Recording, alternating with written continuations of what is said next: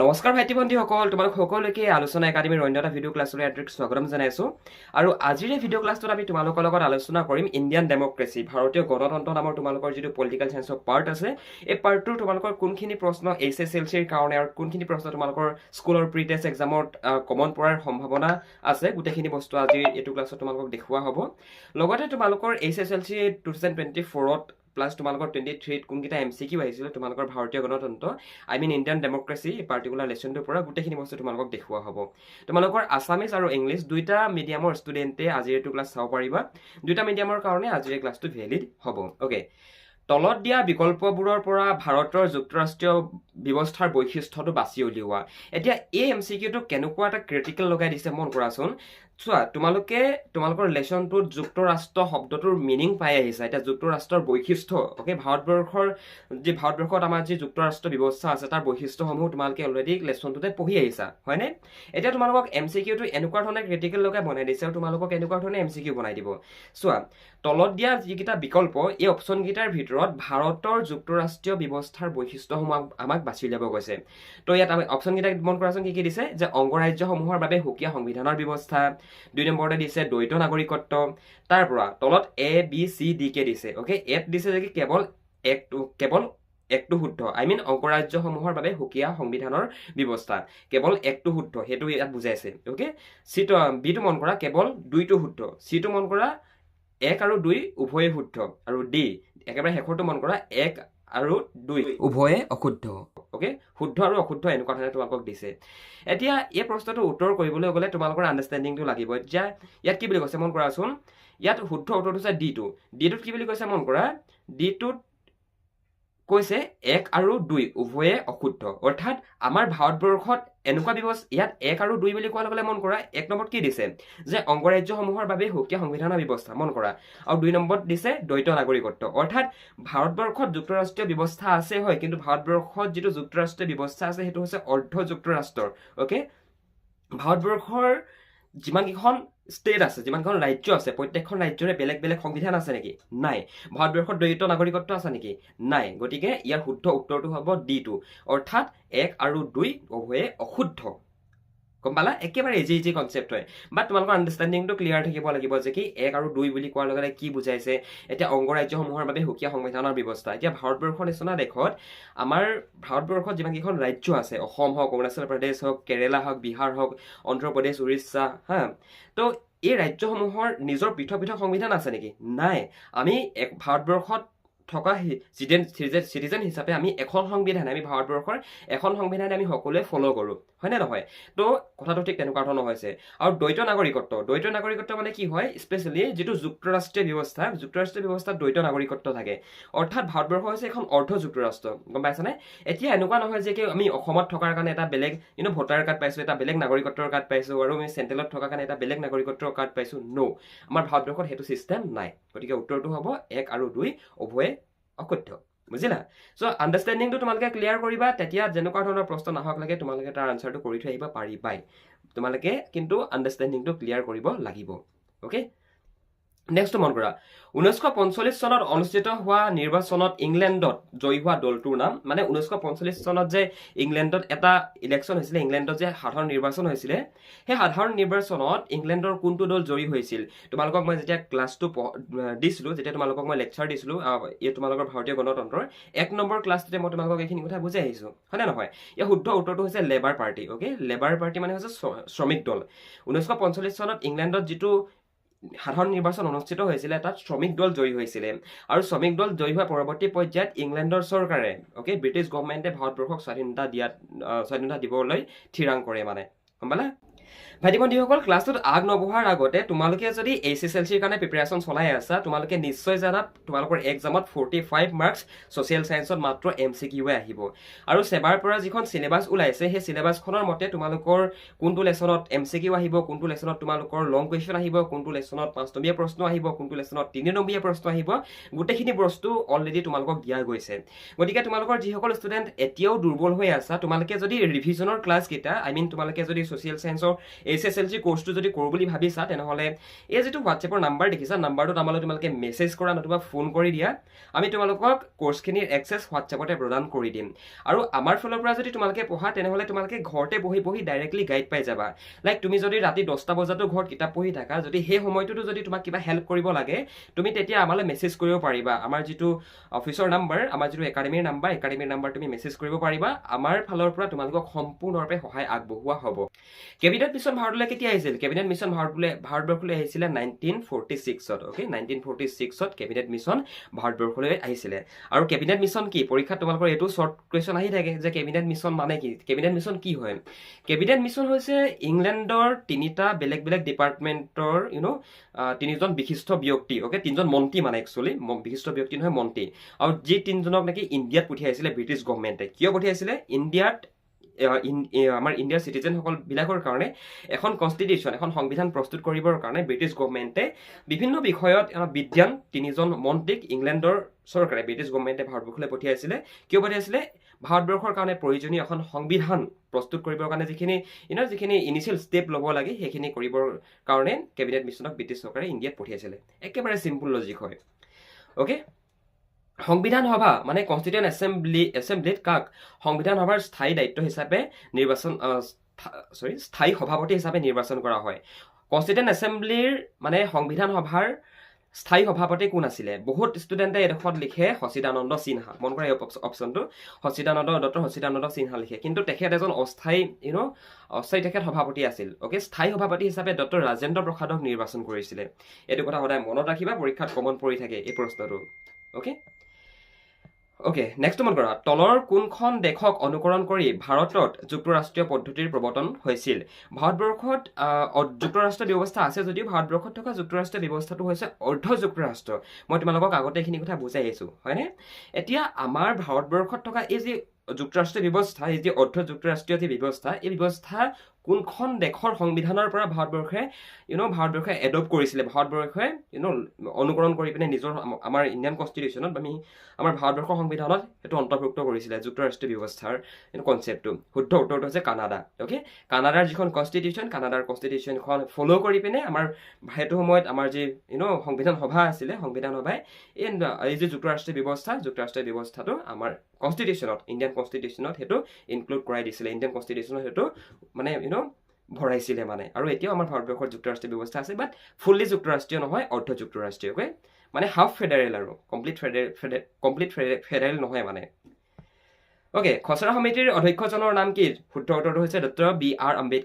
আম্বেদকাৰ সম্পূৰ্ণ নামটো মনত ৰখাবা B.R. আম্বেদকাৰ মানে হৈছে Bhim B stand for Bhim R stand for Bhimrao Ambedkar doctor B.R. Ambedkar মানে ভীমৰাও আম্বেদকাৰ অ'কে এখেত আছিলে খচৰা সমিতিৰ অধ্যক্ষ নেক্সট মন কৰা শ্ৰমিক দল ইংলেণ্ডত ক্ষমতালৈ আহে কিমান চনত 1945ত মানে 1945ত ইংলেণ্ডৰ যিটো সাধাৰণ নিৰ্বাচনত শ্ৰমিক দল জয়ী হ'ল আৰু শ্ৰমিক দল জয়ী হোৱাৰ পৰৱৰ্তী পৰ্যায়ত আমাক স্বাধীনতা দিবৰ কাৰণে ইণ্ডিয়াক স্বাধীনতা দিবৰ কাৰণে তেখেতলোকে পাৰ্লিয়ামেণ্টত ডিছকাশ্যন কৰে আৰু পৰৱৰ্তী সময়ত আমাক স্বাধীনতা দিয়ে অ'কে যুক্তৰাষ্ট্ৰৰ গৃহভূমি বুলি কাক কোৱা হয় অ'কে যুক্তৰাষ্ট্ৰৰ গৃহভূমি বুলি কাক কোৱা হয় এই প্ৰশ্নটো HSLC লেভেলত বুলি নহয় HS লেভেলতো আহি থাকে ইয়াৰ শুদ্ধ উত্তৰটো হৈছে আমেৰিকা যুক্তৰাষ্ট্ৰ মই পলিটিকেল চায়েন্সত অনাৰ্ছ লৈছিলোঁ আৰু আমিও মানে BA ফাৰ্ষ্ট চেম ছেকেণ্ড চেমতো আমি পাইছিলোঁ মানে যুক্তৰাষ্ট্ৰৰ বিষয়ে আমি পঢ়িছিলোঁ অ'কে তো যুক্তৰাষ্ট্ৰৰ গৃহভূমি বুলি আমেৰিকা যুক্তৰাষ্ট্ৰ কোৱা হয় আৰু এই প্ৰশ্নটো মানে এই কথাটো তোমালোকে ভৱিষ্যতৰ কাৰণে এতিয়া মনত ৰখাই থৈ দিয়া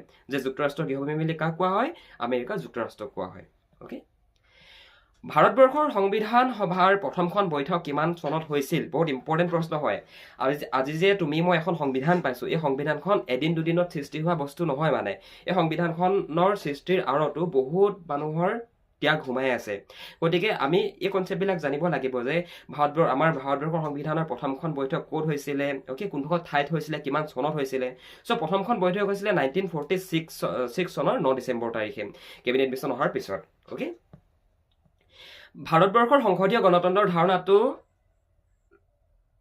ধাৰণাটো কোনখন দেশৰ সংবিধানৰ পৰা অনুকৰণ কৰা গৈছে এতিয়া যিটো যুক্তৰাষ্ট্ৰীয় যিটো ধাৰণা অ'কে যিটো ফেডাৰেলিজিম মানে যিটো ফেডাৰেল চিষ্টেম অফ গভৰ্ণমেণ্ট মানে যুক্তৰাষ্ট্ৰীয় যিটো ধাৰণা সেইটো বাৰু কানাডাৰ পৰা আমি এডপ্ট কৰিলোঁ ৰাইট এতিয়া এই যে আমি সংসদীয় গণতন্ত্ৰ, আজি যে আমি ভাৰতবৰ্ষত এখন পাৰ্লিয়ামেণ্ট পাইছোঁ, তোমালোকে দেখিছা ন সংসদত যে চিঞৰ বাখৰ কৰি থাকে যে আমাৰ পলিটিচিয়ানবিলাকে যে, হয় নে নহয়? আমাৰ কাৰণে মানে টিভিত দেখিবা তোমালোকে, অ'কে, সেইখন আছে আমাৰ সংসদ, সেইখন আছে আমাৰ পাৰ্লিয়ামেণ্ট। আৰু পাৰ্লিয়ামেণ্টতে আমাৰ কাৰণে, দেশৰ জনসাধাৰণৰ কাৰণে, জনসাধাৰণক যিবিলাক সা সুবিধাৰ দৰকাৰ হয়, মানে কেনেকুৱা ধৰণৰ কাম কাজেৰে দেশখনক আগুৱাই নিব পাৰোঁ, এইবিলাক বস্তু একচুৱেলি পাৰ্লিয়ামেণ্টত ডিছকাশ্যন কৰে। এতিয়া এই যিটো ছিষ্টেম, এই যিটো সংসদীয় গণতন্ত্ৰৰ এই যিটো ধাৰণা, এই ধাৰণাটো আমাৰ ভাৰতবৰ্ষৰ সেইটো সময়ৰ যি ভাৰতবৰ্ষৰ আমাৰ সংবিধান সভা আছিলে, সংবিধান সভাই কোনখন দেশৰ কনষ্টিটিউশ্যনৰ পৰা সেইটো এডপ্ট কৰিছিলে, অ'কে? শুদ্ধ উত্তৰটো হৈছে গ্ৰেট ব্ৰিটেইনৰ সংবিধানৰ পৰা। যুক্তৰাষ্ট্ৰটো মনত ৰাখিবা, যুক্তৰাষ্ট্ৰটো কানাডাৰ সংবিধানৰ পৰা, কানাডাৰ দেশৰ সংবিধানৰ পৰা সেইটো অনা গৈছিলে। আৰু এই যিটো সংসদীয় গণতন্ত্ৰৰ ধাৰণাটো অনা গৈছিলে গ্ৰেট ব্ৰিটেইন, তাৰমানে ইংলেণ্ডৰ সংবিধানৰ পৰা। বহুত বেছি ইম্পৰ্টেণ্ট প্ৰশ্ন হয়, পৰীক্ষাত তোমালোকৰ আহিব পাৰে এইটো প্ৰশ্ন। আৰু তোমালোকক যিখিনি কথা কৈ থকা হৈছে, এই কথাখিনি ওচৰ পাজৰ পৰাই তোমালোকে SSLC এক্সামত আহিব প্ৰশ্ন। তোমালোকে তাৰ কাৰণে চিন্তা নকৰিবা যে প্ৰশ্ন বেলেগৰ পৰা আহিব, তোমালোকক যিখিনি কথা বুজাই থকা গৈছে ইয়াৰ একে নাহিব পাৰে ইয়াত উল্লেখ কৰা মতে, কিন্তু যিখিনি কথা কোৱা গৈছে আণ্ডাৰষ্টেণ্ডিংটো লৈ লোৱা, ইয়াৰ ওচৰ পাজৰ পৰাই তোমালোকৰ পৰীক্ষাত প্ৰশ্ন আহিব। কিন্তু কিয়নো ইয়াত যিকেইটা প্ৰশ্ন দেখুওৱা গৈছে গোটেইকেইটা ক'ৰ কনচেপ্টৰ প্ৰশ্ন হয়, এইকেইটা তোমালোকৰ বহুত বেছি ইম্পৰ্টেণ্ট হয় মানে, অ'কে? ব্ৰিটিছ চৰকাৰে কিমান চনত কেবিনেট মিছনক ভাৰতবৰ্ষলৈ পঠিয়াইছিল? 1946 মাৰ্চ মাহত। এইটো ইম্পৰ্টেণ্ট হয়, তোমালোকে চাবা। শ্বৰ্ট কুৱেশ্যন আহিব পাৰে যে কি কেবিনেট মিছন কেতিয়া ভাৰতবৰ্ষলৈ আহিছিল, তো কেতিয়া লিখিবা? 1946 মাৰ্চত, অ'কে? আৰু এটা মন কৰা ইম্পৰ্টেণ্ট প্ৰশ্ন যে সাৰ্বভৌমত্ব মানে কি? আমাৰ যে সংবিধানত আমি সাৰ্বভৌম এটা শব্দ পাইছোঁ, সাৰ্বভৌম, ৰাইট? এতিয়া সাৰ্বভৌম মানে কি? সাৰ্বভৌমত্ব মানে কি? সাৰ্বভৌমত্ব মানে হৈছে ৰাষ্ট্ৰৰ সৰ্বোচ্চ ক্ষমতা। এতিয়া ৰাষ্ট্ৰৰ সৰ্বোচ্চ ক্ষমতা মানে কি? চোৱা, ৰাষ্ট্ৰৰ সৰ্বোচ্চ ক্ষমতা মানে কি? আমি কিতাপত কি পাইছোঁ? আমাৰ সংবিধানৰ প্ৰস্তাৱনাত আমি কি পাইছোঁ সাৰ্বভৌমত্বৰ মিনিংটো? ৰাষ্ট্ৰৰ সৰ্বোচ্চ ক্ষমতা মানে হৈছে যে আমাৰ ভাৰতবৰ্ষখন আভ্যন্তৰীণভাৱে আৰু বাহ্যিকভাৱে কোনো বিদেশী শক্তিৰ তলতীয়া নহয়। অৰ্থাৎ ভাৰতবৰ্ষৰ সকলোবিলাক বস্তু নিজৰ হয়। আমাৰ এতিয়া ল' এণ্ড অৰ্ডাৰ আছে, আমাৰ এখন নিজৰ কনষ্টিটিউশ্যন আছে, হয়নে? এতিয়া আভ্যন্তৰীণভাৱে হওক লাগে, বাহ্যিকভাৱে হওক লাগে, আমি কোনো এখন দেশৰ ওপৰত ডিপেণ্ডেণ্ট নহয়, আমাক কোনো কণ্ট্ৰল নকৰে, আমাৰ সকলোবিলাক বস্তু আমাৰ নিজৰ হয় মানে, বুজিলা? চ' সেইটোৱে হৈছে ৰাষ্ট্ৰৰ সৰ্বোচ্চ ক্ষমতা, সাৰ্বভৌম, মানে বাহ্যিক আৰু আভ্যন্তৰীণভাৱে ভাৰতবৰ্ষ কোনো বিদেশী শক্তিৰ তলতীয়া নহয়, অ'কে? মাইণ্ড ইট, মনত ৰাখাই থাকিব, পৰীক্ষাত আহি থাকে মানে এইবিলাক প্ৰশ্ন। ধৰ্ম নিৰপেক্ষ শব্দটো সংবিধানৰ প্ৰস্তাৱনাত কিমান নং সংশোধনীৰ জৰিয়তে সন্নিৱিষ্ট কৰা হৈছে? One of the most important প্ৰশ্ন হয়, তোমালোকৰ পৰীক্ষাত অহাৰ বহুত বেছি চান্স আছে, অ'কে? এই যিটো ধৰ্ম নিৰপেক্ষ শব্দ, অ'কে, এই যিটো ছেকুলাৰ ৱৰ্ডটো আমাৰ ইণ্ডিয়ান কনষ্টিটিউশ্যনৰ কিমান নম্বৰ এমেণ্ডমেণ্ট, কিমান নম্বৰ সংশোধনীৰ জৰিয়তে সন্নিৱিষ্ট কৰা হৈছে? দ্য ৰাইট আনচাৰ ইজ 42, মানে 42 নং সংবিধান সংশোধনৰ জৰিয়তে আমাৰ ভাৰতবৰ্ষৰ সংবিধানত ধৰ্ম নিৰপেক্ষ ছেকুলাৰ শব্দটো অন্তৰ্ভুক্ত কৰা গৈছে, নতুবা সন্নিৱিষ্ট কৰা গৈছে। এটা ছেকুলাৰ মানে কি? ছেকুলাৰ মানে হৈছে কি ভাৰতবৰ্ষৰ মানে কোনো ধৰণৰ অফিচিয়েল ৰিলিজন নাই, অ'কে? অফিচিয়েল ধৰ্ম নাই, এটাই ধৰ্ম আছে আৰু সেইটো হৈছে মানে ৰাজধৰ্ম। দেশক ভাল পোৱা তুমি, মানে আমাৰ দেশখন এনেকুৱা নহয় যে কি অফিচিয়েল কোনো এটা ধৰ্ম নাই মানে। এতিয়া তুমি যদি ইৰাণ যোৱা, ইৰাক যোৱা, তুমি তাত অফিচিয়েল তেখেতলোকৰ এটা ৰিলিজন পাবা যে মুছলিম কাণ্ট্ৰি, অ'কে, নতুবা বেলেগ কিবা ৰিলিজনৰ তুমি কাণ্ট্ৰি সেনেকৈ পাবা তুমি যদি অলপ ষ্টাডি কৰা। বাট আমাৰ ইণ্ডিয়াখন এখন সেনেকুৱা দেশ নহয় যে কি ডাইৰেক্টলি মানে সংবিধানে ৰিকগনিশ্যন কাকো দিয়া নাই মানে, অ'কে? ৰিকগনাইজ কাকো মানে কোনো এটা ৰিলিজনক কৰা নাই মানে, বুজিলা নাই বাৰু? মানে অফিচিয়েল আমাৰ কোনো ধৰণৰ ৰিলিজন নাই, তো সেইটোৱে কথা মানে, বুজিলা? সেইটোৱে হৈছে ছেকুলাৰ, মানে ধৰ্ম নিৰপেক্ষ, কোনো ধৰণৰ আমাৰ ধৰ্ম নাই। তোমালোকে যদি 10ম শ্ৰেণী নতুবা 9ম শ্ৰেণীত পঢ়ি আছা আৰু যদি তোমালোকে এক্সামৰ কাৰণে প্ৰিপেৰেশ্যন চলাই আছা, তেনেহ'লে তোমালোকে আমাৰ ফালৰ পৰা যদি অনলাইন টিউশ্যন কৰিব বিচৰা, টিউশ্যন ল'ব বিচৰা, তেনেহ'লে ল'ব পাৰিবা। তাৰ কাৰণে তোমালোকে এই যিটো হোৱাটছএপ নাম্বাৰ দেখিছা, এই হোৱাটছএপ নাম্বাৰটোত এটা মেছেজ কৰিব পাৰা, নতুবা আমালৈ ডাইৰেক্ট ফোন কৰিব পাৰা। আমি তোমালোকক আমাৰ একাডেমিত এডমিশ্যনটো কৰাই দিম। আৰু মানে অফিচিয়েল ধৰ্মৰ কথা কৈছোঁ দেই, বাকী তুমি হিন্দু হোৱা, মুছলিম হোৱা, খ্ৰীষ্টিয়ান হোৱা, ধৰ্মটো হৈছে মানুহৰ এটা প্ৰাইভেট বস্তু, যিটো বস্তুত নেকি মই তোমাক একো ক'ব নোৱাৰোঁ, মোকো তুমি একো ক'ব নোৱাৰা। এইটো হৈছে মানুহৰ পাৰ্চনেল ইণ্টাৰেষ্ট। মই যি ধৰ্মক ফ'ল' কৰোঁ, মই যি ধৰ্মক ভাল পাওঁ, সেইটো মানে মোৰহে কথা মানে, অ'কে? তুমি মোক ক'ব নোৱাৰা যে তুমি আমুক খোৱা, তুমি তামুক খোৱা বুলি, গম পাইছা? অ'কে, 1974 চনৰ সংবিধানৰ 42 নং সংশোধনীৰ জৰিয়তে 3টা গুৰুত্বপূৰ্ণ শব্দ ভাৰতীয় সংবিধানৰ প্ৰস্তাৱনাত সন্নিৱিষ্ট কৰা হৈছে। আমাৰ যিখন ইণ্ডিয়ান কনষ্টিটিউশ্যনৰ যিখন প্ৰিএম্বল, সেই প্ৰিএম্বলখনত 1976ৰ 42 নং সংবিধান সংশোধনীৰ জৰিয়তে 3টা গুৰুত্বপূৰ্ণ শব্দ আমাৰ প্ৰিএম্বলখনত, আমাৰ প্ৰস্তাৱনাখনত অন্তৰ্ভুক্ত কৰা গৈছে।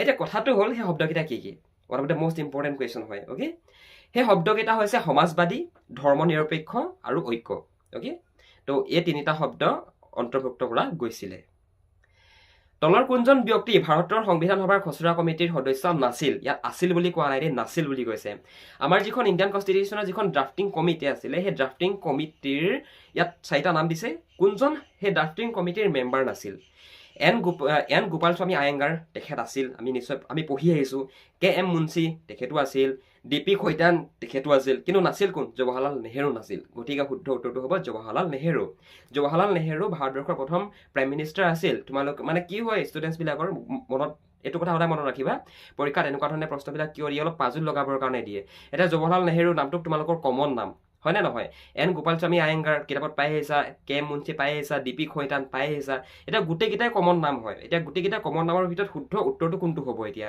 ইয়াৰ কাৰণে তোমালোকৰ প্ৰপাৰ এটা আণ্ডাৰষ্টেণ্ডিং লাগিব উইদাউট আণ্ডাৰষ্টেণ্ডিং তোমালোকে নট পচিবল মানে ভাল এটা ৰিজাল্ট কৰা কথাবিলাক পাহৰি থাকিবা এক্সামত গৈ পিনে গতিকে এটা প্ৰপাৰ আণ্ডাৰষ্টেণ্ডিং লৈ যাবা এক্সামৰ কাৰণে অ'কে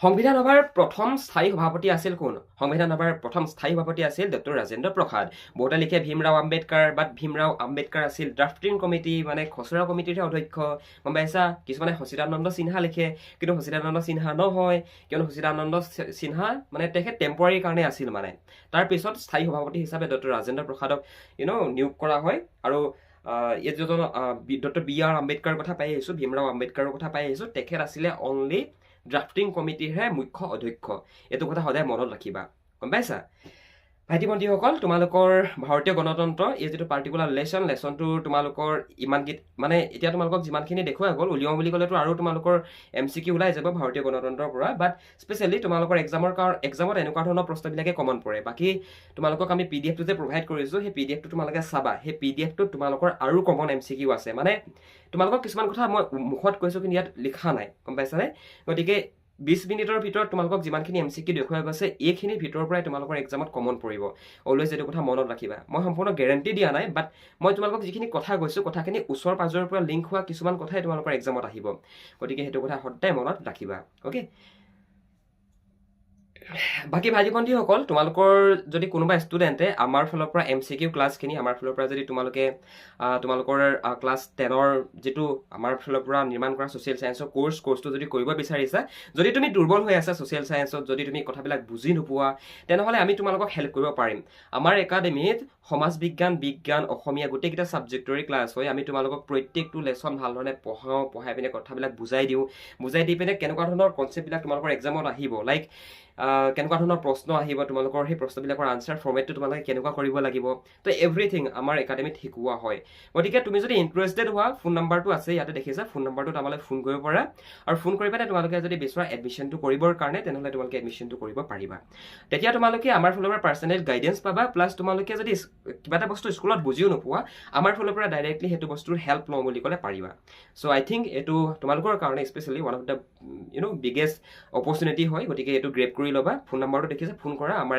টিমলৈ তোমালোকে আমাৰ একাডেমীত ফোন কৰা তোমালোকক জইন কৰি দিব আমাৰ একাডেমীৰ ফালৰ পৰা অ'কে বাই বাই অভিভাৱকসকল আপোনাৰ ল'ৰাজন নতুবা ছোৱালীগৰাকী ইংৰাজী ছাবজেক্টটোত দুৰ্বল নেকি আপোনাৰ ল'ৰাজন নতুবা ছোৱালীগৰাকীয়ে ইংৰাজী ছাবজেক্টটো বুজি নাপায় নেকি পঢ়িব নোৱাৰে নেকি যদি ভাবিছে যে আপোনাৰ ষ্টুডেণ্টজন আপোনাৰ ল'ৰাজন নতুবা ছোৱালীগৰাকী ইংৰাজী ছাবজেক্টটো দুৰ্বল আৰু আপুনি যদি আমাৰ থ্ৰুৱেদি আমাৰ আলোচনা একাডেমীত যদি আপুনি আপোনাৰ ল'ৰাজন নতুবা ছোৱালীগৰাকীক এডমিশ্যন দিয়াই পঢ়াব বিচাৰে তেনেহ'লে আপোনালোকে এই নাম্বাৰটোত আমালৈ এটা ফোন কৰিব পাৰে নতুবা ডেছক্ৰিপশ্যনত এখন ফৰ্ম আছে ফৰ্মখন ফিল আপ কৰি দিব আমি আপোনালোকক নিজে যোগাযোগ কৰি ল'ম আমি আমাৰ একাডেমীত আপোনাৰ ল'ৰাজন আৰু আপোনাৰ ছোৱালীগৰাকীক আমি সম্পূৰ্ণ ইংৰাজী বিষয়টো শিকাই দিম পৰীক্ষাত কোনবিলাক প্ৰশ্ন আহিব ইংৰাজী বিষয়টো আমি কেনেকৈ পঢ়িলে আমাৰ মনত থাকিব আমি সকলোখিনি কথা তেওঁলোকক আমাৰ অনলাইন পৰ্টেলত আমি গাইড কৰি দিওঁ গতিকে আপুনি যদি এই সন্দৰ্ভত সবিশেষ জানিব বিচাৰিছে তেনেহ'লে আপুনি এই ফোন নাম্বাৰটোত এটা ফোন কৰক আমাৰ টিমে আপোনালোকক সম্পূৰ্ণ গাইড কৰি দিব আপোনালোকে এডমিশ্যন কেনেকৈ কৰিব লাগিব কেনেকৈ পঢ়িব লাগিব কেনেকৈ ক্লাছ কৰিব লাগিব সকলোখিনি কথা আমাৰ টিমে আপোনালোকক গাইড কৰি দিব আপোনালোকে এই ফোন নাম্বাৰটোত এটা ফোন মাৰিলে হৈ যাব